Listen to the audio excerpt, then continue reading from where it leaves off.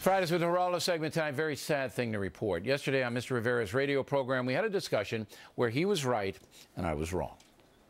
You brought up that he was a community organizer. No, I didn't. I never used that. I never said that. You did so say that. And I did so say that about President Obama. But I had forgotten because it was so inconsequential. The Q&A was about why the federal government isn't addressing the disintegration of families in the poor precincts. Would you say it's been a hallmark of your administration to make that issue?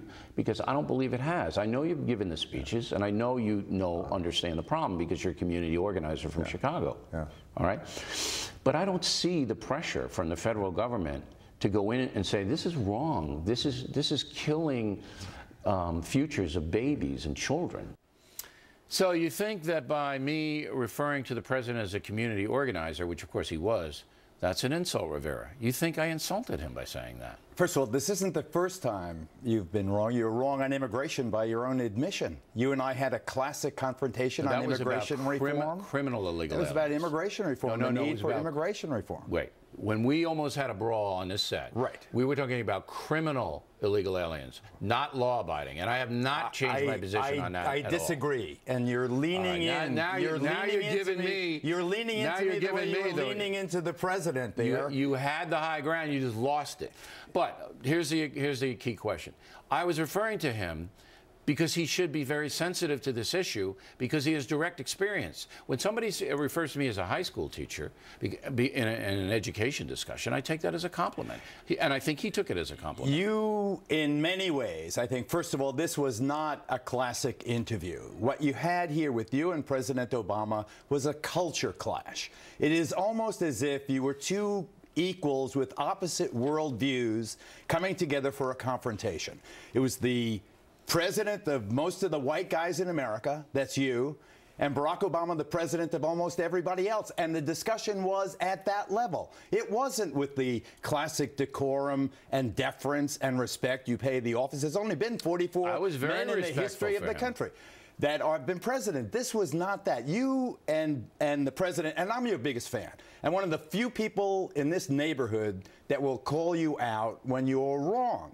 Because I think when what was I wrong about? When you say to the president of the United States of America, you didn't use the past tense. You said you're a community organizer from Chicago. That's like my saying to you, you're a Carvel ice cream salesman from Long Island. Or to me, you're a long-haired radical lawyer representing radical crazy people on the Lower East Side. He didn't take offense at it. He said yes. He knew what I was talking about. He's a calm and measured man. You are so wrong on this. There was no disrespect. Believe me, the offense was profound, and it was to watch it was in some ways unsettling to me because I think of and I don't want to play race here. He's a president. The fact that he's the first black president, to me, the way I've been brought up in the civil rights movement, you really want to make sure that you accord him all of the respect and dignity you would to George W. Bush. Here's why you're desperate. William Jefferson Clinton. Here's why you're George desperately W. wrong. Bush. It's not my job to be a social scientist or to please you, Geraldo Rivera, who's looking more like a cartel member